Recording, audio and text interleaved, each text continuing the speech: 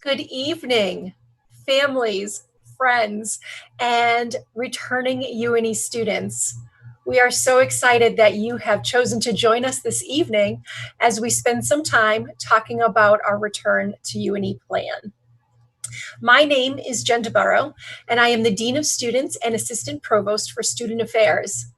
I'm joined this evening by some truly wonderful colleagues, each of whom will share with you some bit of the plan that they helped us to write, and then we'll have some time at the end for question and answer. Now, I encourage you to hover down at the bottom of your screen, and what you'll see there is a Q&A button. Feel free to click on that. A text box will open and you can share your question with us in that space.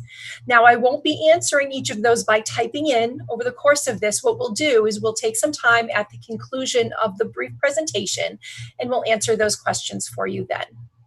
So without further ado, I would like to introduce you to our first panelist this evening, our university president, Dr. James Herbert.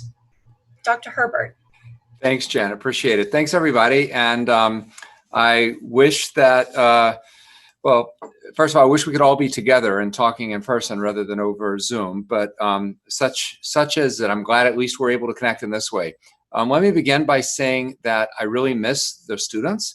As you all know, my wife Lynn and I live right here on campus, and we spend a lot of time doing things on campus. And I have to tell you, ever since March, whenever the students went home, it has been really kind of creepy around here. It seemed very strange and empty. And I'm really, really looking forward. Our first group of students comes back to campus this weekend, and then more coming next week. And I'm just really looking forward to seeing students and back on campus and bringing things back to life. I miss you guys a lot. It's been a challenging time for all of us with the pandemic. There's no question about that.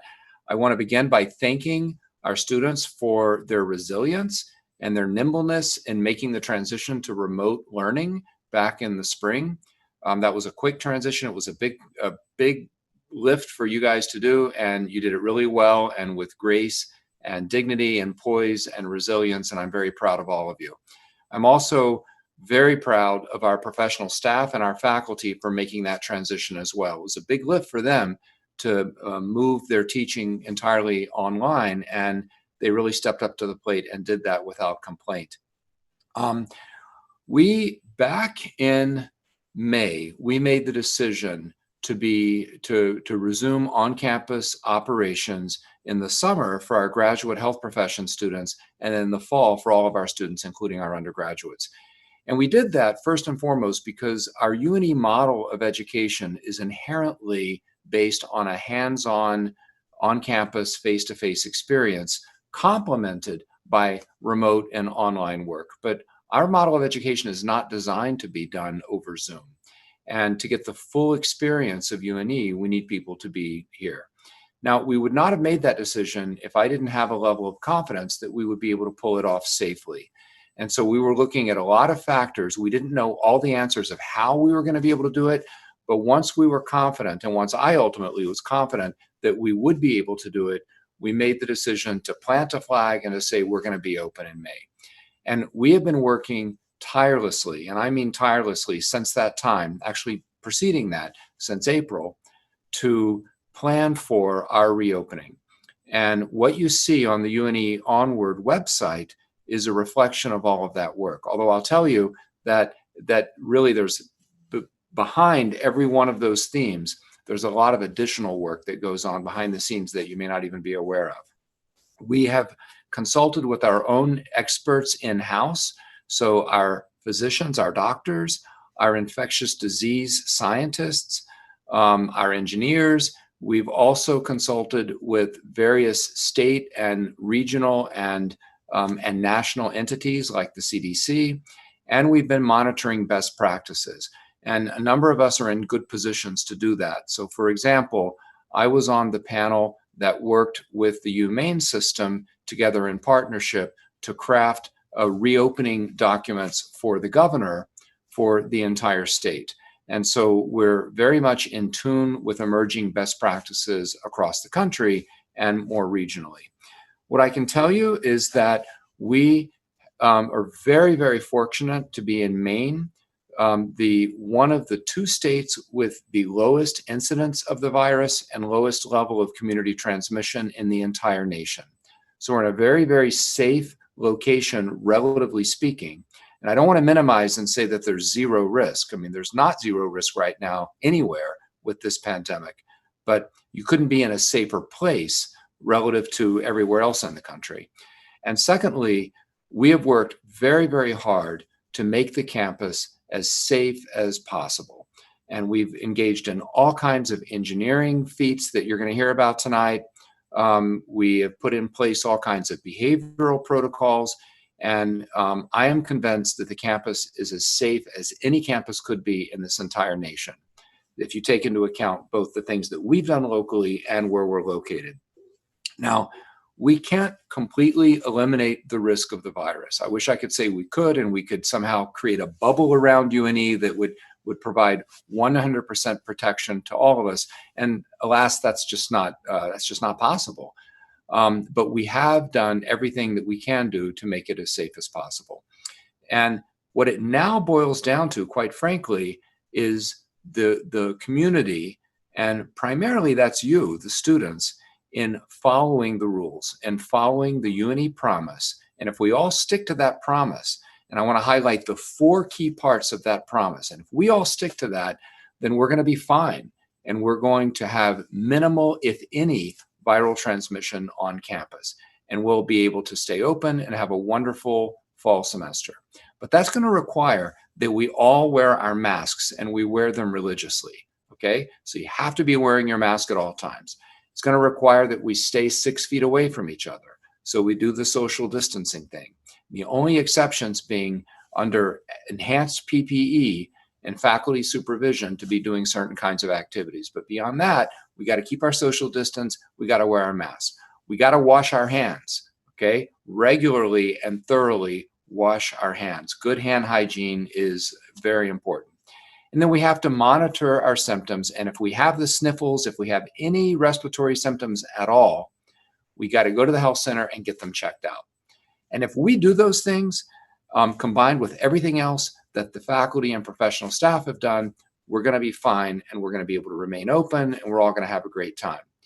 But if we don't do those things, meaning if we go take off our masks and go have a party somewhere, then we could have trouble. And so what you can expect is all of us, the faculty, administrators, professional staff, are going to be helping you all remember to follow those rules. And what I really need, and I'm asking you as a plea, I'm pleading with you personally, is I need you all as student leaders to help police yourself and to reinforce and to create a culture so that we're all adhering to those guidelines. And if we do that, we're going to be fine. So what I'd like to conclude by is saying that, again, I really miss seeing you guys. It's been a rough spring and summer, and I can't wait for the fall in just a couple of weeks to welcome you all back to campus and to see you all again, even though I'll be wearing a mask, but you can still spot me. So look forward to it. And Jen, I'll turn it back over to you. Thank you, President Herbert. So I'd like to spend a few moments actually talking to you about the pieces of the plan that I helped with the development of. The first of those actually is the UNE Promise. And so the UNE Promise is something that we are asking all of our community members to commit to. And so what that promise entails, and you can see it right now on the screen, are things like, as Dr. Herbert just mentioned, keeping social distance, wearing your face masks, prompt washing of hands, following directional signs, all of those things that we know if we follow will help to keep our community safe.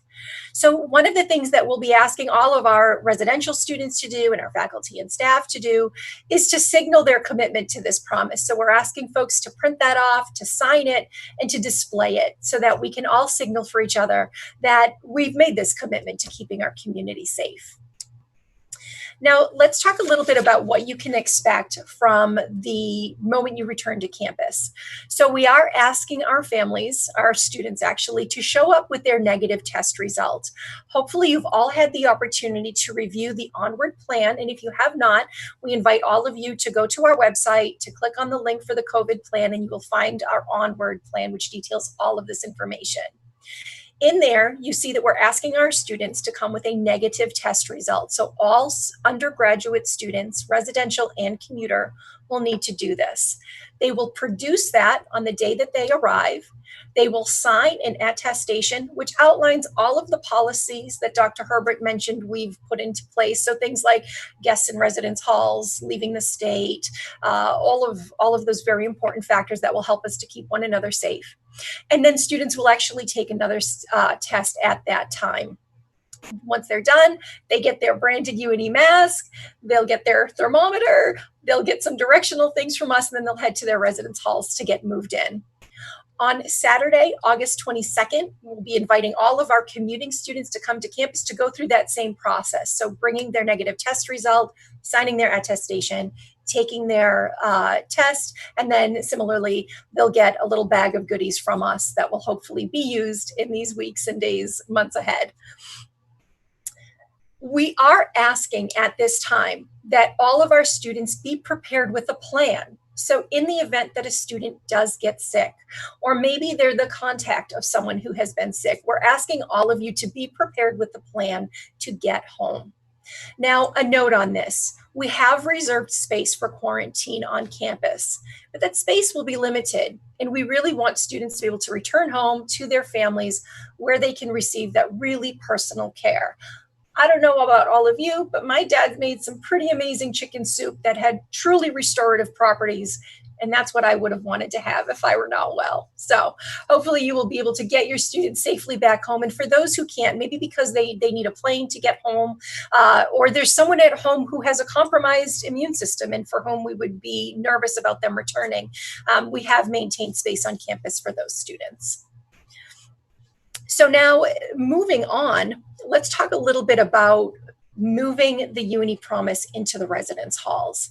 So health and safety is obviously tantamount to our being able to remain in person this fall. And so we've done a number of things. Hopefully most of you are aware that we reduced density in our first year area. And so there are no triples in that area, only doubles this fall. And so we've worked very hard to do that, again, with health and safety at the front of our minds. We've also implemented a number of new policies. And so unlike years past, when guests could come into the buildings, we could have overnight guests who are not UNE students. This fall, we will not be doing that. And that's in order to just maintain as best we can the boundary on these spaces that we need in order to have health and safety primary.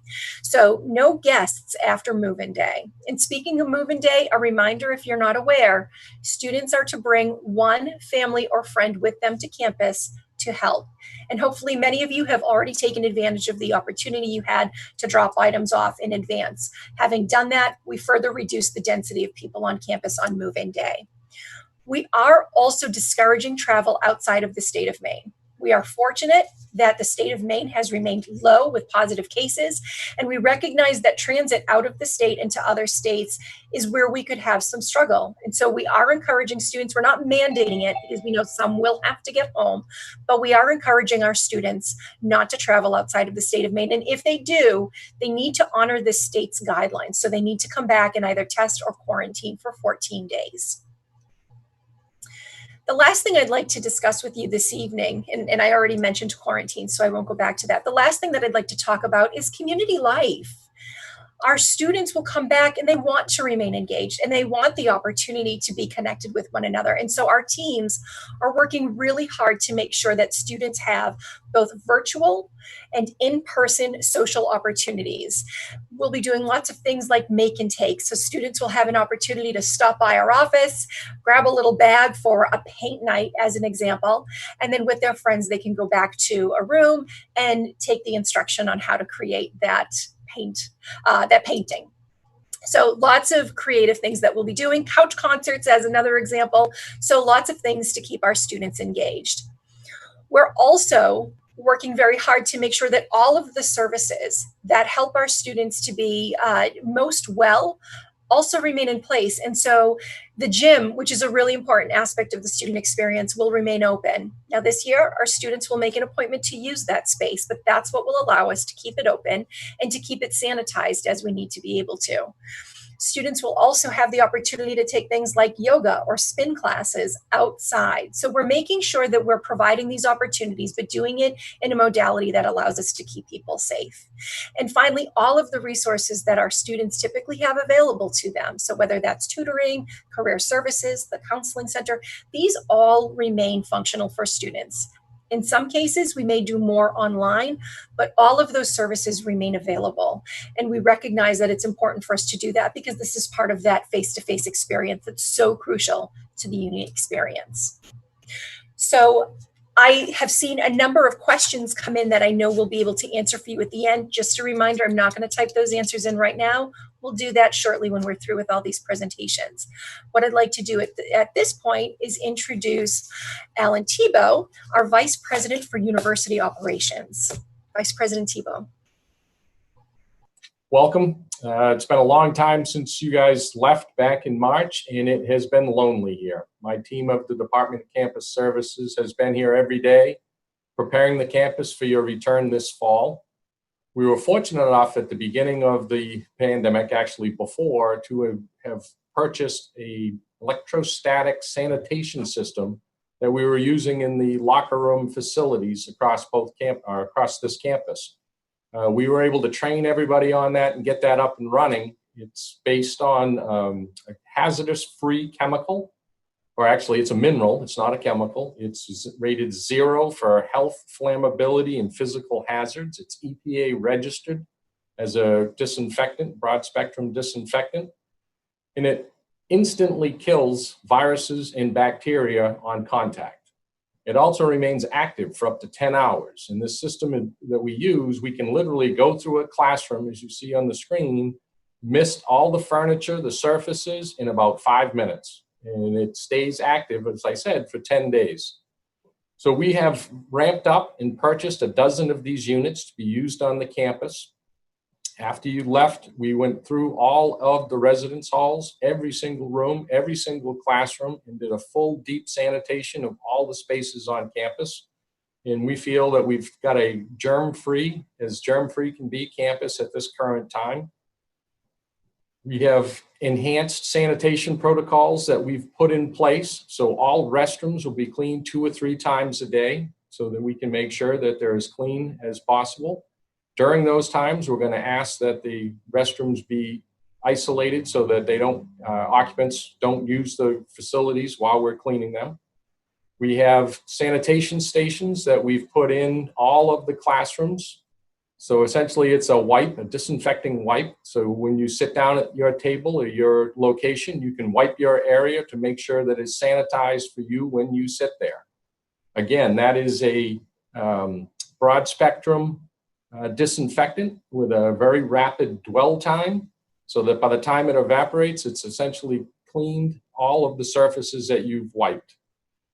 We have hand sanitization stations all across the campus. I don't think you can go anywhere and not see at least 1 or 2 of them when you look down hallways. They're in classrooms, they're in laboratories, they're outside of stairwell doors. So anytime you have a high touch area, you're going to see a hand sanitation station. And those are alcohol-based as recommended by the CDC. So we've got those up and running. I think we have over 800 on the campus. Vice President Tebow has some really amazing information to share, most of which is actually in our Onward Plan. So we would ask actually that you review that, but then also share some of those questions with us, and we will try and get to them. But as you hear, we're having some really bad static, and you're not able to get the full essence of what it is that he's trying to share. I do apologize for that. What I'd like to do next actually is introduce our 2 college deans, Dr. Karen Pardue and Dr. Jonathan Millen. Both will talk to you a little bit about the academic nature of the Onward Plan. And again, we'll take some questions once these presentations are done. Good evening, everyone. My name is Dr. Karen Pardue, and I'm the Dean of the Westbrook College of Health Professions. I am delighted to be here with you tonight and talk a little bit to you about the summer, and it's been an exciting and memorable summer that I've had here at the University of New England. Could I have the first slide, please?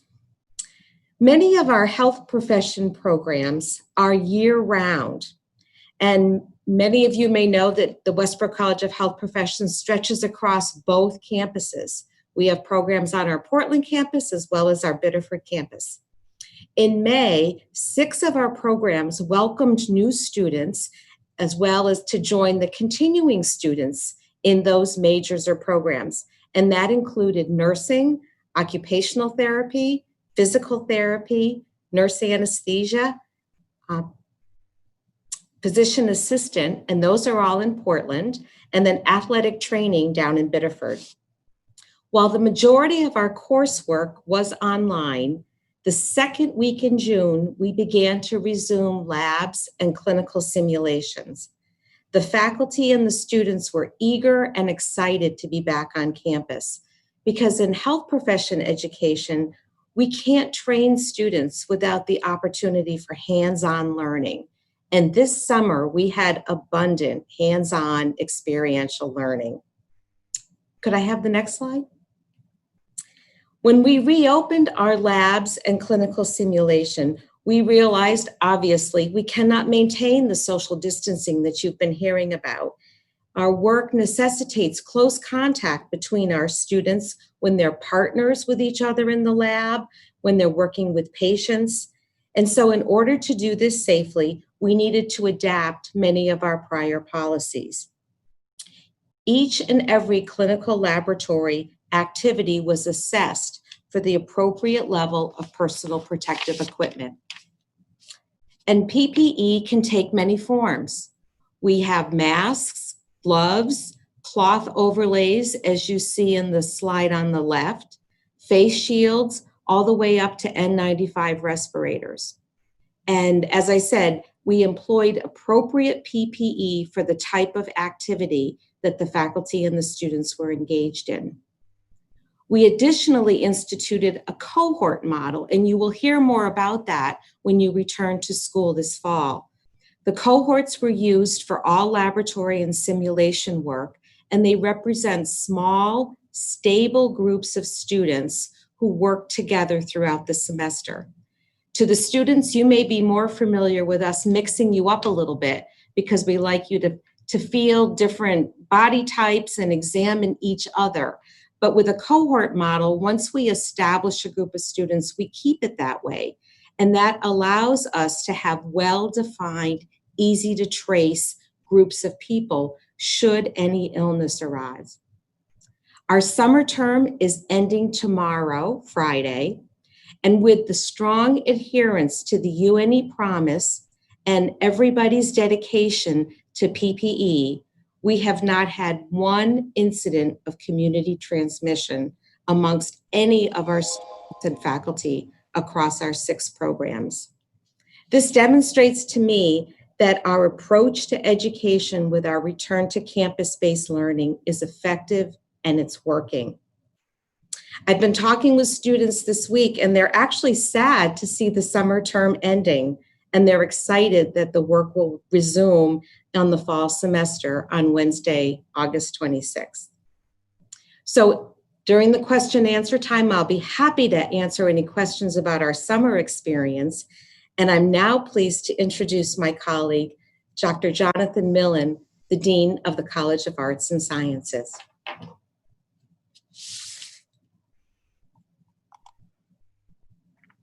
Thank you, Karen. Thank you, everybody. It's wonderful to see you all tonight, even though I really can't see you. I know that you're out there. It's a pleasure to chat with you. And it was said earlier, it would be so much nicer if we could do this in person. And so I also want to tell you how much I look forward to seeing you all on campus in a very short period of time. In the College of Arts and Sciences, we have been planning as well. We have the benefit of my dean colleagues, Dean Pardue and others, and watching what they've been doing all summer. And we've been using that information as we prepared to bring our undergraduates and graduates in the College of Arts and Sciences back in a few weeks.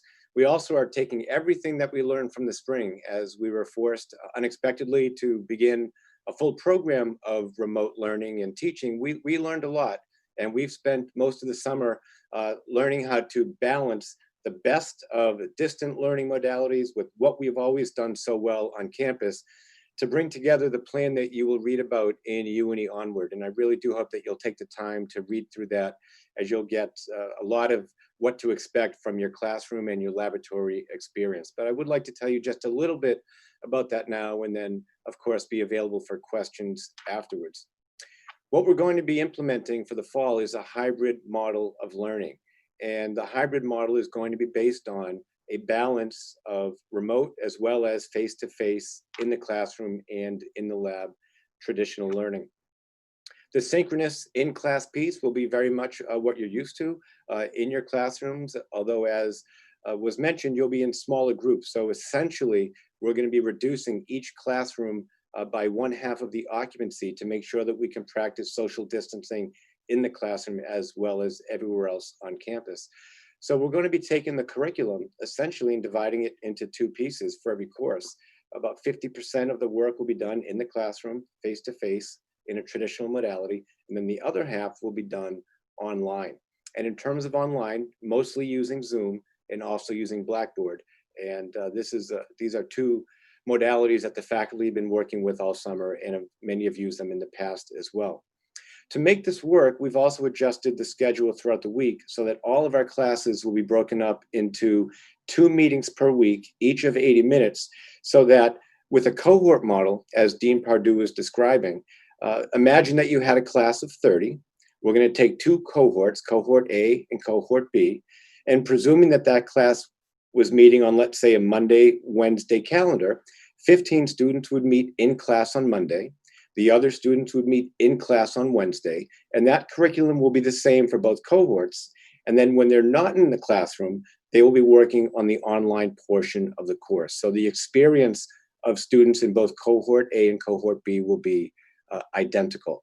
And by bringing this together, we will be able to maintain the engaged and active learning practices that make UNE the education that it is. And as I said at the beginning, really bringing together the best of what we learned from remote learning and balancing that with what makes CAS so special with the in the classroom in-person instruction. So with that, I look forward to the rest of this conversation. And as mentioned, if you have any questions that I can answer, I'll be glad to do so later in this program. Thank you, Dean Millen. So this is our opportunity now to address some of the questions that have come up in our chat. Let's start off with a question about testing. There are lots of questions here about testing and the 72-hour rule. A note on this, we are sticking with that 72-hour rule, and we understand that in some communities, there is a wait, there's a lag time between when you take the test and when you get your result. I invite all of you to visit the FAQs page on the Onward website. What we've included in there is not only, and some of you have asked this question as well, there's a resource in there that will help you to identify testing sites in your community, but there's also a link to a resource in there that provides an at-home test kit. You can order that test kit in advance. They will send it to you. You will take the test, send it back, and within 2 to 3 days, the company will return your result. So we do encourage our families to avail themselves of that. We find actually that some of our students have already used it, and it is particularly helpful. What is unique about this particular company is that they have the opportunity to share that they live in a congregate living facility. And that's what makes this particular website the one that we really want to direct people to. So another question that we've gotten much of about testing is whether or not families need to be tested in order to drop their student off on move-in day. We are asking that our families abide by the state of Maine's regulations. So families either need to have been quarantined for 14 days or tested before entering the state.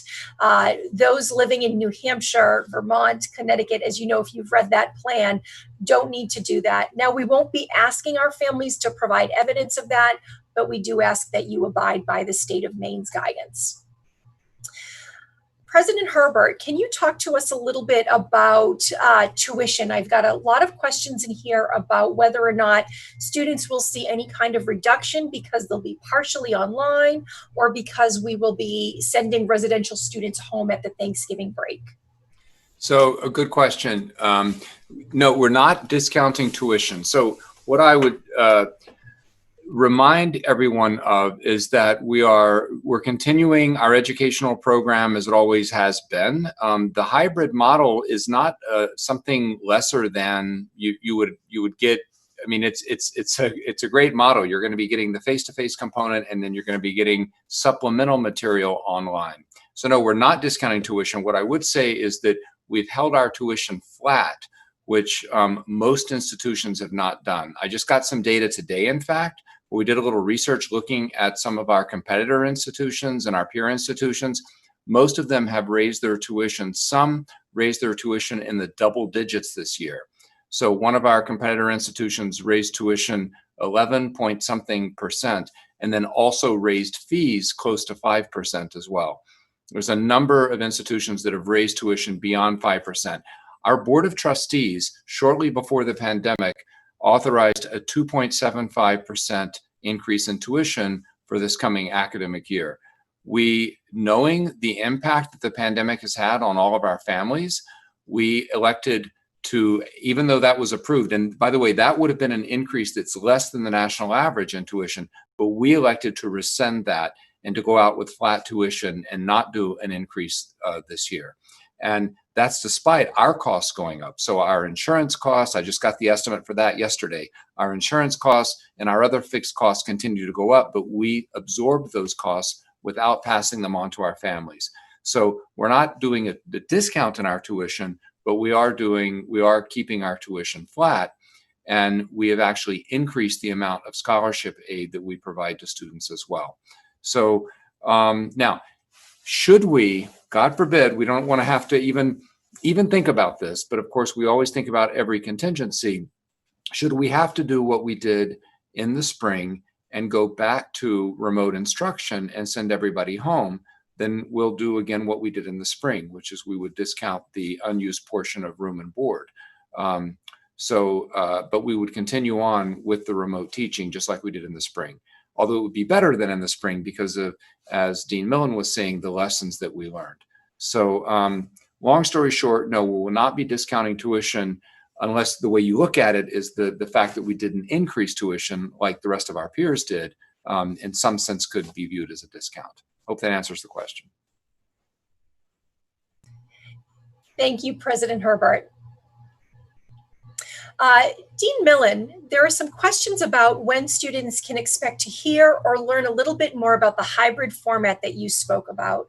So if a student should expect that there are changes to their schedule, or that, I'm sorry, I'm trying to synthesize a few questions in here. So why don't you take that first part actually. When could students expect to learn a little bit more about the hybrid format? Yeah, thank you, Jen. So the faculty in CAS will be reaching out to their students. I've asked them to do so midweek next week. I've asked them to do it by the 19th. There may be some slight changes just based on continuing enrollments. The good news is we continue to have students express interest in UNE, and so there might be a classroom change to accommodate enrollments, but the classes themselves will be set. We're not looking at changes in time. As I said, because of the cohort model, what students will mostly be learning is whether or not they're on the Monday or the Wednesday or the Tuesday or the Thursday, but that won't be a change in schedule. And what we're going to ask is, if you're in the Monday meeting, that you still plan to meet on the Wednesday cohort at the same time to do the online work, so you maintain that kind of calendar. We call that synchronous learning. So even though you're not in the classroom, you're still maintaining the same daily schedule throughout the week. So there really shouldn't be any kind of impact to the daily schedule or the weekly schedule based on the cohort model. Thank you, Dean Millen. Dean Pardue, if you could take us through sort of the next phase of that question, which is what happens if a student does get sick? How will they be able to use this hybrid format to continue learning while they need to be in quarantine?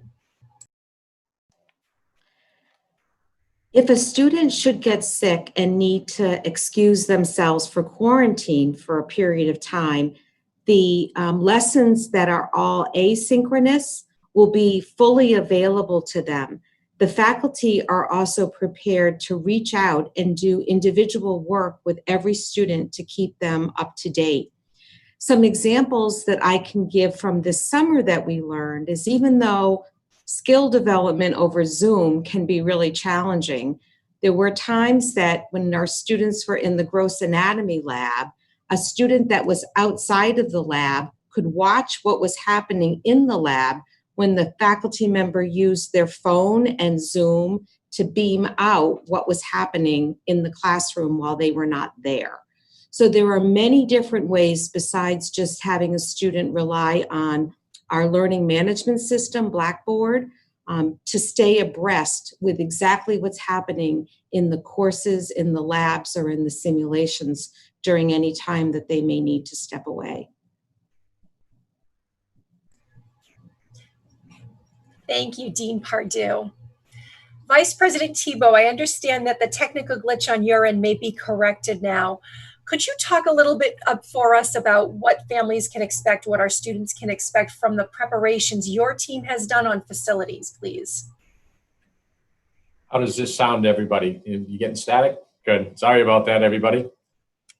We have spent an enormous amount of time and effort making sure that it's completely sanitized. We've employed electrostatic sanitation systems, had those in place early on. It's not working. Sorry. Al, I'm just going to ask you to call in to the session over your phone if you want to take a break, and maybe Jen can pose another question. Sorry about that, Al. That is exactly what we'll do. So Vice President Tebow will call in so that we can hear his answer. In the meantime, some additional questions on testing have come through. So as a reminder, students do need to produce that negative test. We invite our families to use that resource that will actually send a test home to you. And as a reminder, we are not asking our families to show us proof of their own negative test. Okay, so just a reminder, lots and lots of times that question is coming through. So I just want to reiterate that for us. President Herbert, this is probably best answered by you. Can you talk a little bit about what the decision-making would look like that might require us to send students home again, either this fall or were that to happen in the spring? Can you just talk a little bit about that process? Sure. So we've thought really deeply about this. And what we're doing is we have a team in place that meets every week. That team meets, and what we do is we are monitoring. We have a dashboard, and we're monitoring all kinds of factors, and those include any positive cases we have, the number of contacts that we might have. And by the way, we're hoping we have 0 positive cases, but I'm just saying we have to expect that there may be some. So any positive cases, our best information from contact tracing about where those cases came from. So did they contract them off campus, or were they community transmitted within the campus? So that's something else we're looking at. We're looking at locally, what does the rate of transmission in the community here in Southern Maine look like? You know, what are those numbers and how are they trending? We're looking at the availability of beds that we have, both beds for any patients who are positive and can't return home. Jen, you mentioned, for example, that most people, if you have a positive test, would return home, but let's say we have a student from California or Colorado or Texas or whatever, they certainly can't get on a plane with a positive test. And so we would house them in our special area that we've created for COVID positive patients. The number of students we will be doing contact tracing, and the number of students who are in quarantine due to contact tracing, for example, testing capacity. So we're going to be looking at all of these factors and then linking them to various decision points. So it may be before we would just declare, okay, look, we have to close down and send everybody back home to go to remote learning. We might do things like double down on our enforcement of social distancing. So for example, the approach we're going to be taking to begin with is one of education and teamwork, and that we're all going to be helping each other maintain the rules, maintain the masking and the social distancing. But I could imagine a situation if things started to escalate that we would have to move to a more enforcement-based model, that if somebody wasn't doing it, that there were consequences for them. They had to go into isolation, and if they didn't comply with that, then we would have to send them home or even suspend them. So there are triggers we could pull, steps we could take prior to actually having to go fully remote again. And based on our experience, as Dean Pardue said, this summer with our students, it went really, really well. We had 0 transmission this summer, and people did comply. If people would forget and they wouldn't have their mask on, or they got too close and we would, gently remind them, they would comply. And so we're optimistic actually that this can work, but we're not naive. And we are going to be monitoring all of those factors on a regular basis. And I meet with that team, and we all meet together. And right now, we only meet once a week, although I'm in contact individually with subgroups literally daily. But what we will do is, should these indicators, these markers start looking problematic, is we will resume meeting every single day. So that pandemic response committee will be meeting every single day if needed, to continuously be evaluating all of these things and then make any decisions that we have to make about what to do next.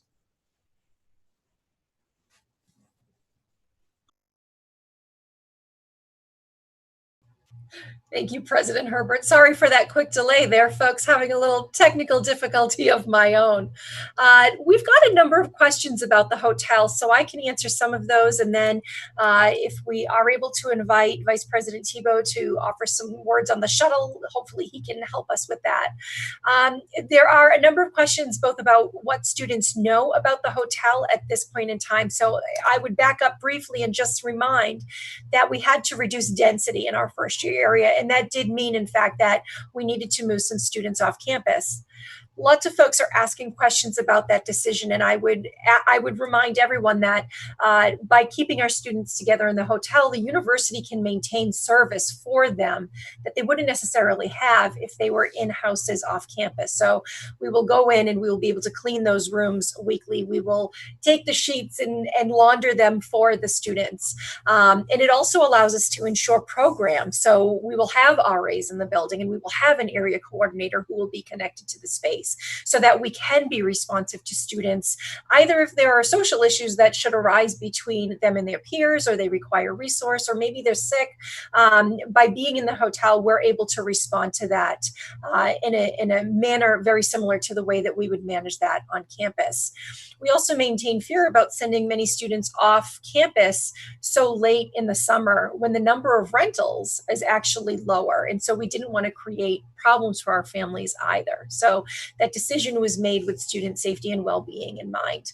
Now, Vice President Tebow, if you are able to join us at this point in time, there are some questions about what transportation to and from the hotel will look like. And I know that your team has been working on the shuttle or a lift option. Could you tell us a little bit about that?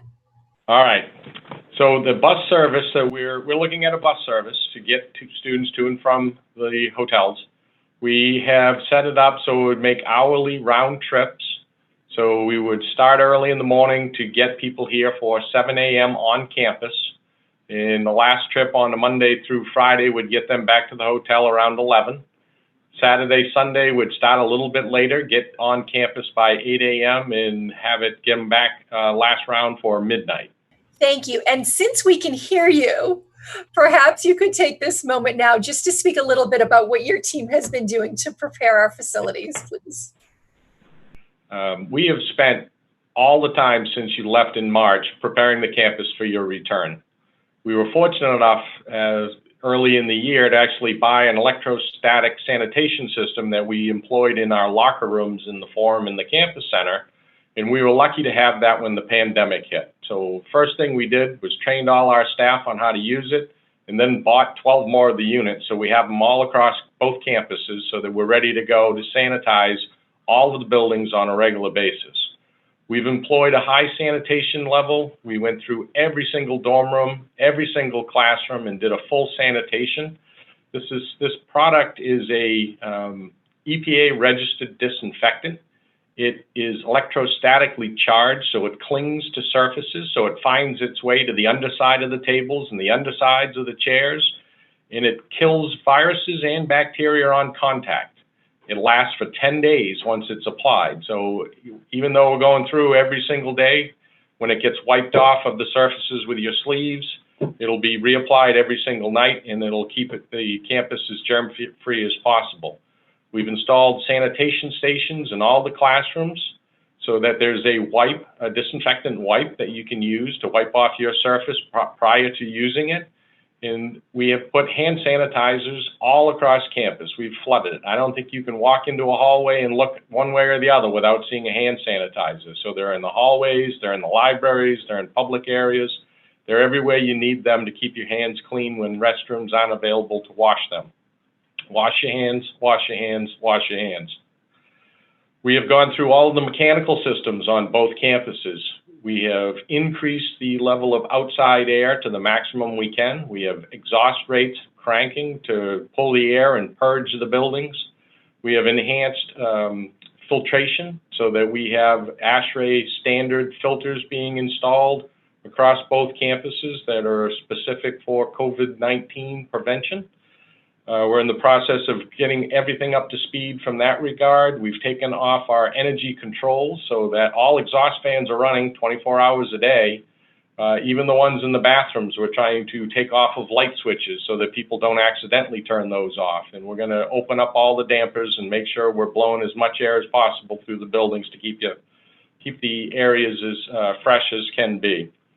We've gone through and put classroom furniture. We've taken half of it out for social distancing. All the public seating areas have been socially distanced. We've put markers on the floors where the tables are supposed to be. We've put green dots where you're supposed to sit. So in a classroom, you might sit to the left of the table and then the other person sits to the left of the table so that we can maintain 6-foot social distancing in all the classrooms. We've done that in the public areas as well. We've noted on the floor, so if the furniture does get moved, we know how to put it back so that we can maintain that at all times. Let's see, we've installed plexiglass shielding at a lot of high transaction areas like you'd see in the grocery store to keep the occupants of those buildings, the users, safe and distant from each other. And we have a full signage program. So when you get out of your car in the parking lot, you're reminded to bring your mask. When you get to the entrance of a building, you're reminded to have a mask on when you enter the building. When you enter the building, there's a health monitor reminder. So you make sure that you're symptom-free before you come into the buildings. And then in the buildings, we put up sanitation reminders and social distancing reminders to help remind yourselves as you go through the building. And I've been wearing a mask for the last month and a half. I keep it in my pocket. When I get out of my office, I put it back on and away you go. You get used to it. I actually was in a meeting with one of the hotel managers the other day, and when I left, I couldn't remember if she had a mask on or not. You just get used to it. You don't remember if it's on or if it's off at certain times, and I would encourage you all, leave it on whenever possible. So if you're having a sip of water and when you're sitting studying, put your mask back on afterwards. It's an easy thing to do, and it's the best practice to get into to keep everybody safe all across campus. It protects you and it protects everybody else. We believe that with all these measures that we've put in place, we have a safe campus. We're looking forward to have you come back, and we welcome the day that you bring the energy back to the campus because it's been lonely here without you. Thank you, Vice President Tebow. I'm going to keep an eye on the time because we are getting close to 8 o'clock, but what I'd like to do is direct some questions to our two college deans. Dean Millen, I'll start with you, and Dean Pardue, I'm going to prompt you with the questions so you can jump right in when Dean Millen is done. Dean Millen, can you speak to how we will address the students who are in programs that require hands-on learning? So many of those lab sciences, if students do have to return home, how will we address that need? And Dean Pardue, sort of the next extension of that, is for those programs that have licensure requirements, that have specific hours, expectations, how are we dealing with that when students need to return home? Yeah, thank you, Jen. The lab experiences are going to go as planned. The first thing that we're going to do, though, that might be a little bit different, is we're going to take advantage of the campus. And we've been encouraging many of our classes in the biological sciences, as well as the environmental programs, to treat the campus as their laboratory. So you're going to see a lot of outdoor labs when weather permits. So that's the first thing that we're going to do. But with enhanced PPE and reduced class sizes, students will be in the lab. In some cases, depending on the number of students, they might be in an every other week in the lab. meaning that they would do the actual experiments on week 1, and then on week 2 doing the computational work. That can be done in a different space, but the lab components of our STEM disciplines will carry on as planned. And as folks know, we front loaded the semester, so we're going to do as much of the engaged and hands-on active learning at the front end of the semester, and then the report writing and the computational work will fill out the back end. And I appreciate the question about clinical hours and requirements for licensure, because that is absolutely true in quite a few of our health professions. We've done a number of things to ensure that students, to the best of our ability, can graduate on time and sit for licensure as they anticipate and plan. The first thing, though, that I do want to say is that all of this is contingent upon what's happening in the healthcare environment around us. As we learned last spring, when healthcare systems totally shut down, some of our students were indeed excused from the clinical sites because the clinical sites couldn't deal with having students in the environment while they were trying to care for very sick patients. That being said, we have excellent clinical partners. And what many of them did for us over this summer is they expanded clinical hours and gave additional learning opportunities to students. This happened, for example, in our nurse anesthesia program, because you're probably all aware that every operating room in the United States practically shut down for the months of April and May. But when they reopened, they allowed our students not to just be there Monday to Friday, but on Saturday and Sunday as well, because they knew they needed makeup hours. So our students are going to be able to graduate on time. The other fascinating development about the pandemic has been the explosion of virtual simulation.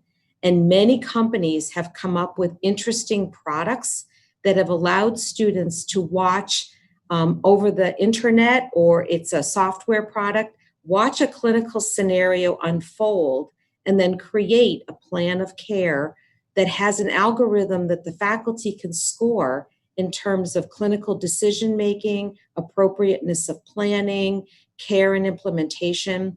And many of our accreditors and board licensing exams are allowing a certain number of those virtual hours to count for clinical hours. So to date, we have not had a single discipline here at the University of New England that has been held up in terms of graduation or licensure. And that's certainly our fervent goal and hope, is that we can keep all students advancing forward so that they're able to complete their studies as they anticipate. Thank you, Dean Pardue. We've had many questions come in about dining, and so I'll offer a brief statement on dining. As Vice President Tebow mentioned, we've reduced the density of lots of the seating area that we have across campus, and that's included in the dining hall. We've been working diligently with Parkhurst, our dining service provider, and we'll actually have an app that students are able to use through which they will make a reservation to actually have seating in the dining hall.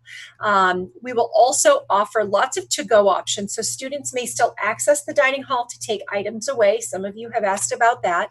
We're also increasing the number of to-go items that students can get using their meal swipe for those who are on a meal plan at the various retail locations across campus. For our students that are in the hotel, we've also worked to develop a special meal plan for them, which will allow them to take multiple to-go items at once. For our students who've tried to do that in the past, that wasn't something they could do. Now they can use multiple swipes and take multiple meals.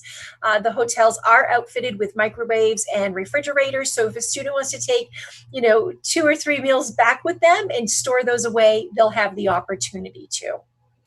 We'll also share some more information in our FAQ section on the website about dining to ensure that we get through all of these questions. We've also had some additional question about testing, and so I just want to offer a point of clarity. So for those of you who are living in communities where you can in fact get a test, but the test result may take 4 to 7 days to get, please go, have the test taken, quarantine at home, and then bring that result with you to campus. We are trying to be flexible, but in order to make sure that students are negative upon arrival, that's why we're trying to stick to this testing requirement. So we are short on time here. We've got just a few moments left. What I'd like to do is offer President Herbert just a few moments to offer any closing remarks that he has for us. And I will offer that we'll take all of the questions that we've got here in the chat, we'll synthesize them, and this will give us an opportunity to drop additional information into the FAQs on the website. So without further ado, President Herbert. Thanks so much, Jen. And, you know, I was just sort of glancing at some of the questions coming across, and I wish we had time because I'm sitting here wanting to like speak as fast as possible to answer all the questions because they're coming across. These are great questions, but we will get answers to you. I mean, I can't help myself. I have to address a couple of them. One is UNE financially sound and viable? Somebody asked. Absolutely. The question there, I mean, believe me, our bond rating, if you look at the way we've managed this from a fiscal perspective, from a financial perspective, compared to other institutions, we've not seen the layoffs and the big furloughs and the reductions to employee retirement accounts and all that most colleges and universities have done. So we're in a very good place financially. Can you go outside and play Frisbee? Or are you going to be, in other words, when you're not in class, are you supposed to be like sitting in your dorm room? Absolutely not. No, we want people to enjoy our beautiful campus and the surrounding areas. And so, yes, absolutely. We just ask that you do those things. You wear your mask, you stay 6 feet apart, etc. Jen, I did want to just really clarify something that you just said, but I want to make it really crystal clear to everyone. We would love everyone to have their test within 72 hours. You have to have a negative test when you show up on campus. But if you can't do it within 72 hours because of getting the results back, plan ahead and get the test, take the test early, right? Take your test early and have that negative result with you, even if it's more than 72 hours. We will be flexible with you on that. We do require you have a negative test when you arrive, but if you can't do it within the 72 hours and it's longer than that because of getting the results back where you live, that's fine as long as you have that negative result back. We will be flexible. And keep in mind, again, we will be testing everyone as soon as you get on campus anyway. So just a couple of things I had to, I couldn't resist addressing, but we will get the other answers to you. And I believe we're going to show on the screen the email addresses of the panelists tonight. So please feel free to email folks. These are their email addresses.